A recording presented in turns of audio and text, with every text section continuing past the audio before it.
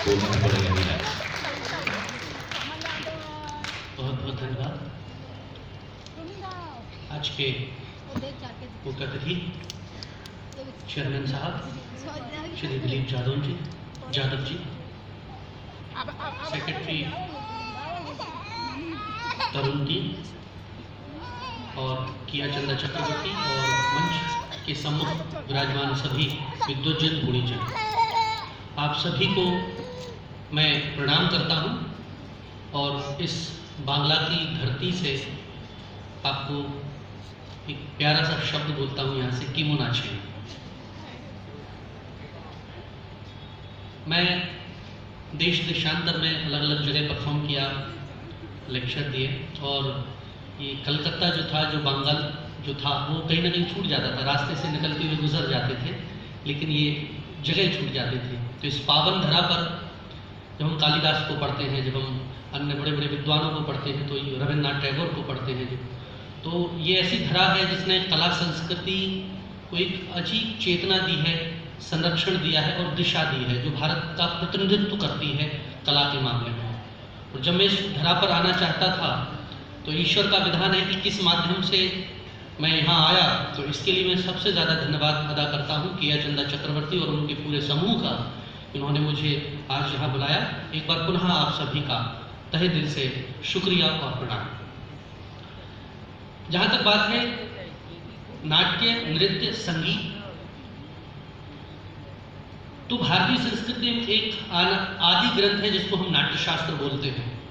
नाट्यशास्त्र के अध्यायों में ही नाट्यशास्त्र की उत्पत्ति और उस सबका वर्णन है और एक श्लोक का हमें जिक्र मिलता है जिसमें कहते हैं न तज्ज ज्ञानम न तत् शिल्पम न सा विद्या न सा कला नासौ योगौ न तत्कर्म नाट्यस्मिन् यन्न दृश्यते।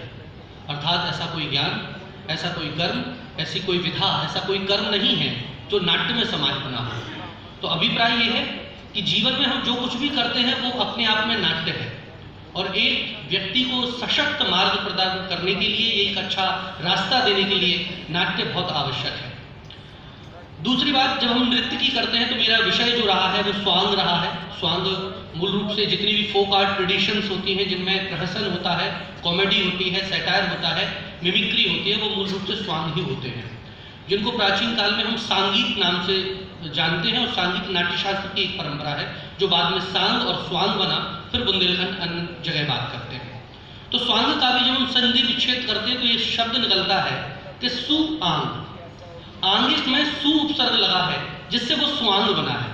अभिप्राय ये होता है कि आंगिक अभिनय जो है, जब हम किसी भी व्यक्ति का कैरेक्टर करते हैं, चरित्र करते हैं, तो वो पहले आंगिक रूप में ही आता है, बॉडी के थ्रू ही उस बात को रिप्रेजेंट हो जाती है, तब जाके संवाद या नाट्य के अन्य तत्व आते हैं।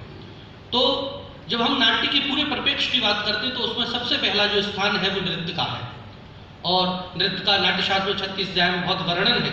तो अभिप्राय यह है कि ये दोनों कलाएं समाज को जागृति करती हैं, जागृति पैदा करती हैं और समाज के प्रत्येक इंसान को एक सही दिशा की ओर प्रशस्त करती हैं।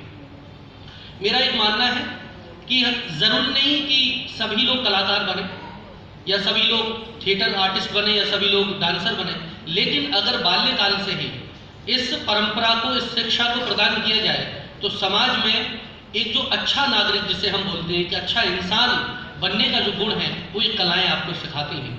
इन कला के माध्यम से आप अपने जीवन में ऐसी रचनात्मकता, क्रिएटिविटी प्राप्त करते हैं कि जो इंजीनियर और मेडिकल साइंस से रिलेटेड जो स्टूडेंट्स होते हैं, कई बार वो टेंशन के कारण, प्रेशर के कारण फ्रस्ट्रेटेड होते हैं, बहुत सारी चीज़ें आती हैं, लेकिन ये कलाएं आपको एक सद्मार्ग की तरफ प्रेरित करती हैं और आपको चैनलाइज करती हैं उस वक्त को, जो जिस समय आप टेंशन में होते हैं उसको चैनलाइज करती हैं कि उस टेंशन से आपने कैसे निकलना है। तो मैं पुनः इन शब्दों के साथ पूरे समिति को, पूरे समूह को, केया चंदा को, तरंदा को, अध्यक्ष महोदय और सभी सुधीजनों को प्रणाम करता हूं और आपको साधुवाद और बधाई देता हूं। इसी तरह से आप ये आयोजन करते रहें और कला संस्कृति को फैलाते रहें। मैं ग्वालियर की तरफ से, ग्वालियर, बुंदेलखंड और मध्य भारत की तरफ से आप सभी जनों का पुनः दिल से धन्यवाद करता हूँ। बहुत बहुत शुक्रिया।